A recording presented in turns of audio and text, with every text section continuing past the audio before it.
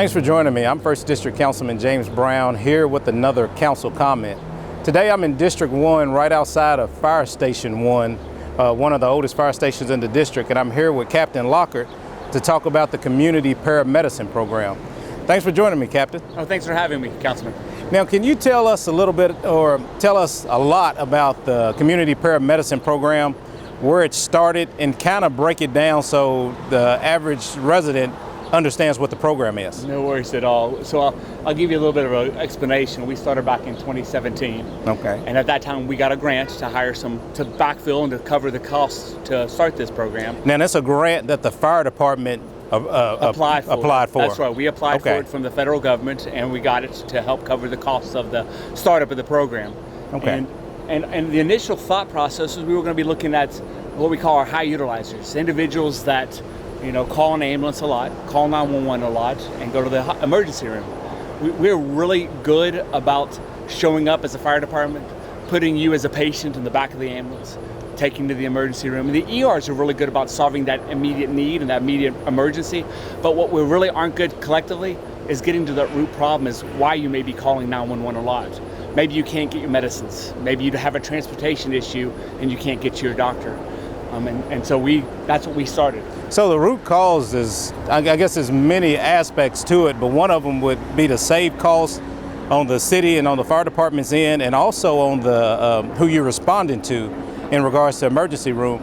And then another aspect is to address root causes for the calls and whatever that's correct. Issues are. A large portion of our calls were lower acuity calls that didn't have a true emergent need. They weren't having a heart attack, or they weren't in a car wreck. They were just a sick case. And so what we started looking at is what were their reasoning for calls, and we would go out and knock on their doors and talk to them. So tell me, what was the original grant for, and how many people were involved with getting the program off the ground? So originally the grant was for it was about $275,000. Is that mostly salaries for the people that work the program? That's exactly right. Okay. That's exactly right. It was to cover the manpower cost. Okay. Not so much equipment cost, but manpower cost. And that was originally for up to 4 people. And we started with just 2. It was Patrick BRANAM and myself. When we got moved over to the assignment, we had a series of steps before we can begin. Okay. It's regulated and oversaw by the Kentucky Board of Emergency Medical Services, and we had to submit an application. Then that had to be read on at council and get the mayor's signature, because we were doing something atypical than a normal ambulance. Now that's a pretty big grant, over $200,000.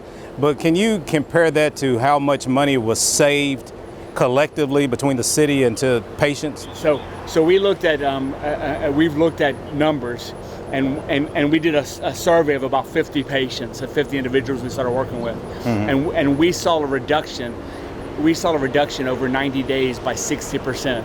This group of individuals had accounted for going to the hospital about 250 times, and our involvement got them down to about 50 times, which was a significant impact. Demand on ambulances, it freed them up for more runs, other runs. Demand on the emergency room, it saves them money. Insurance is a big player. The cost savings to insurance, that we're now having some conversations with, how can we work together? Maybe you can help reimburse some of our expenses for us helping you all save some money. Preliminary conversations, but the biggest winner, is the people that we're serving. Yeah. Their health is improving, because now they're getting on that blood pressure medicine more regularly, or they're seeing that family practice, that primary care physician, and their overall health is getting improved, and that's the big win. I think you're right. So before, I know we're going to talk to a few more people today that work in the program, and they can tell us a little bit more about the day-to-day. But can you tell me how the program has grown? So you started with 4 people. How many people are you at today? So right now we have 2 firefighters. We have added a police officer, a detective by the name of Christy Smith. Chief Weathers was phenomenally supportive of us working together, because we found that a lot of our high utilizers were also police department high utilizers. And when we work together solving the problems, we're on the same page helping that individual. And we've also gotten 2 additional grants to hire some social workers. Our last one was for $500,000 for over 3 years, and that's paying for our social workers to work with us. Okay, I think that's big. I think the collaboration between the police department and the fire department is huge. I know you started the program with a grant, but I think some of the hospitals, the local area hospitals kicked in. Yes, sir. As well as city government. So I think a lot of agencies, entities see the benefit of this program and all have skin in the game to make sure that it's successful. And I think that's important. When you have skin in the game, you're wanting to work to make a program successful. You're not just handing cash over and saying go do what you want, but having skin in the game and working those partnerships have been phenomenal. Okay. Hey, I appreciate all that information. I hope folks got a better understanding of what the program is, and we're going to talk to some other folks that are involved with the community paramedicine program in the next segment. I'm here today with Mackenzie Gross and firefighter BRANAM.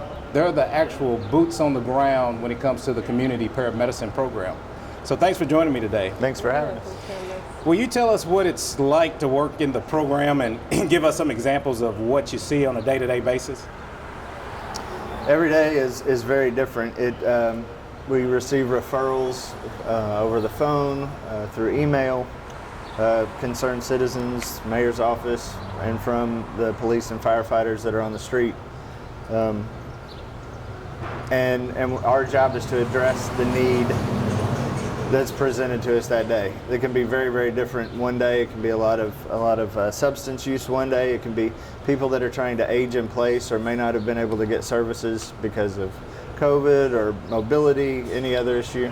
So every day is just sorting through the needs that are presented to us, figuring out which one needs to be seen immediately, and then which one we may be able to schedule for tomorrow or the next day. Well, let me ask you this. I'm under the assumption that y'all respond when emergency calls come in to kind of go see if there's some way you can address root cause of a problem. Is that how it works, or do you get separate calls, or the calls that come in specifically for the paramedicine program? So we get calls usually after an emergency has happened. Okay. Or calls from an emergency. It's mitigated or taken care of by the police on scene, by the fire department on scene, by hospitals, by other community agencies, but then they report back and say, hey, you know what, I'd really like an extra little look into this situation. Something's a little off, something's not comfortable.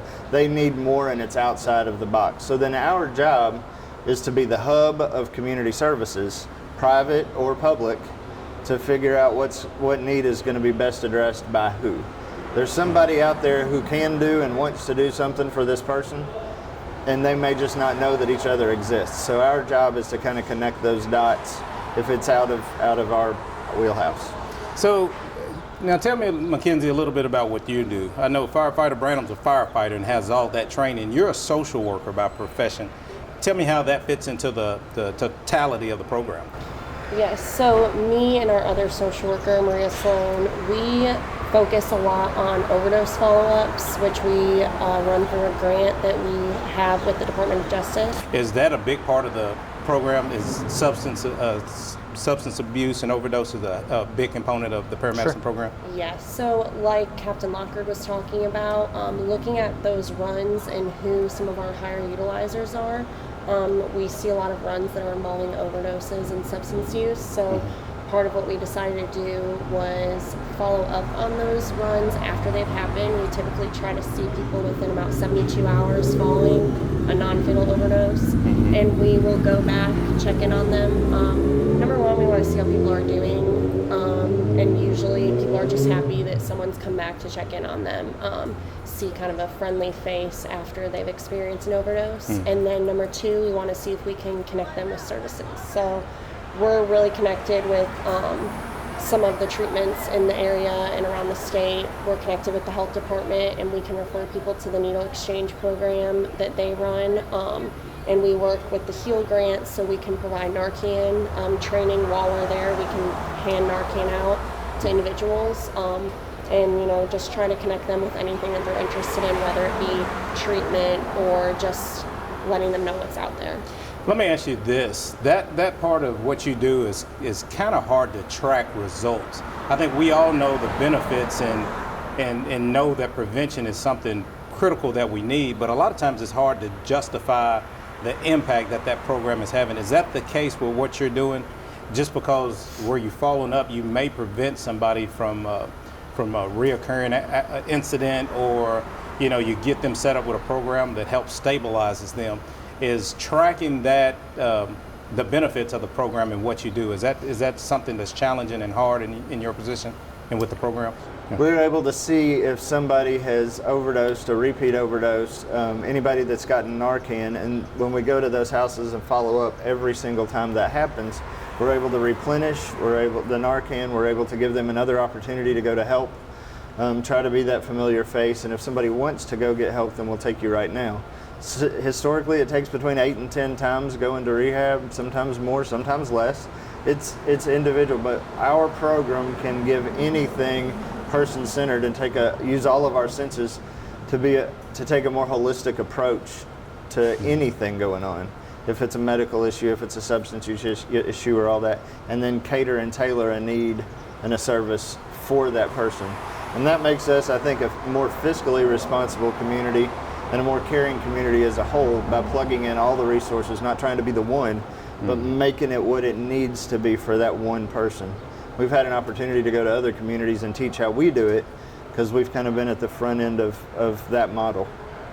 Yeah, I think you just said a mouthful there, and what I took from it to kind of summarize is what you all do is, an ambulance gets called out on an emergency call, you address that situation, but what this program has the ability to do is to provide the wraparound services and the follow-up to help make sure that root causes get addressed, and that's the support system needed for somebody to either make a recovery or to move to the next phase in their life is there for them. So yes, I think that's real important. It's a blessing that we have a community that supports that kind of program. And then to be able to go and help other communities start things like this. There are other community paramedicine programs, but there's not one exactly like the way that we do it. This was for our community. There's other communities that have different rules, regulations, and so being able to operate in the best way that our community can and show others how to do that with the tools that they have. We all have services, but being able to put them all in one spot and navigate them out as they need to be is a huge benefit to a community. Yeah, no, I think that's great. I thank you both for the services that you provide to our community and for this program.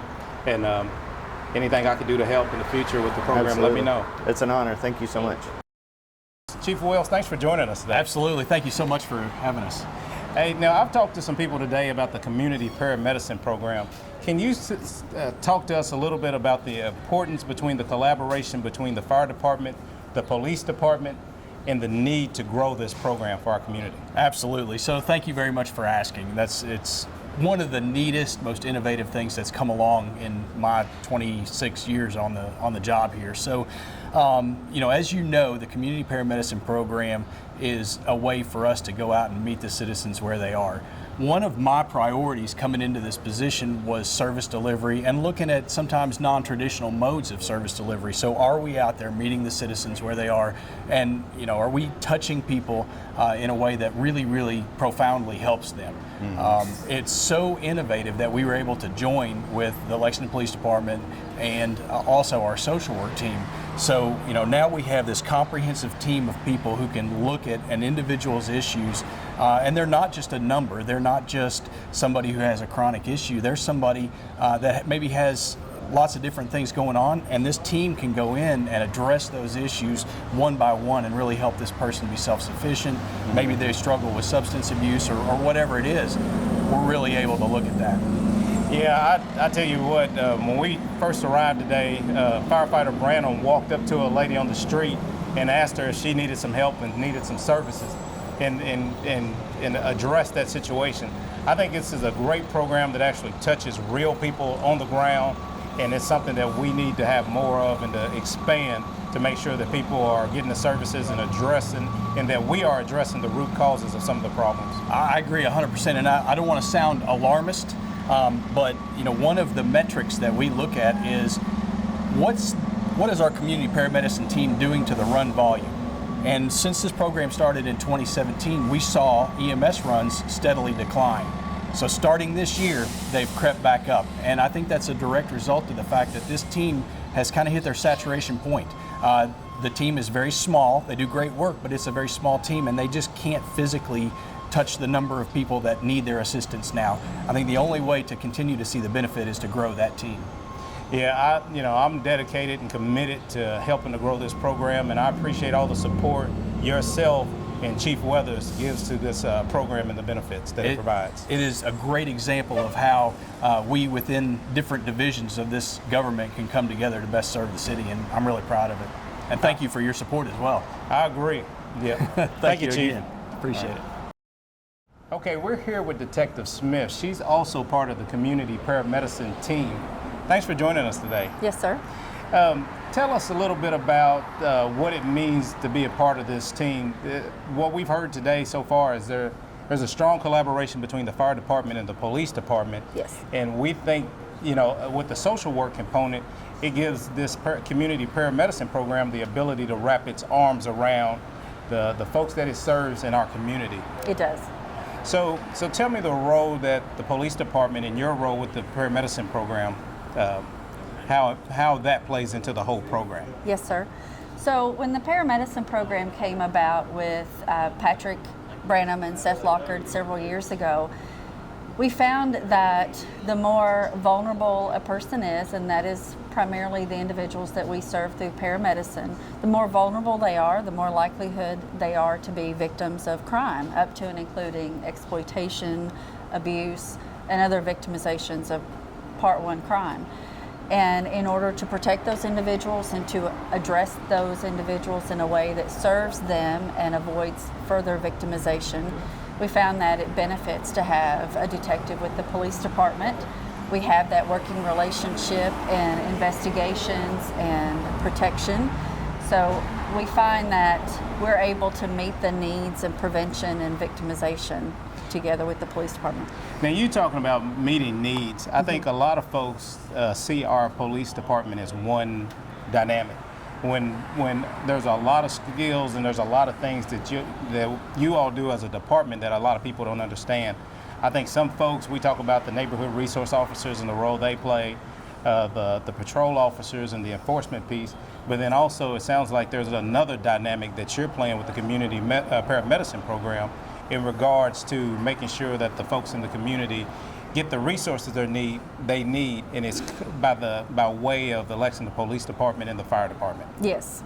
Yeah. Yes, we come together collectively. I have access to resources through the 18 years that I've been on.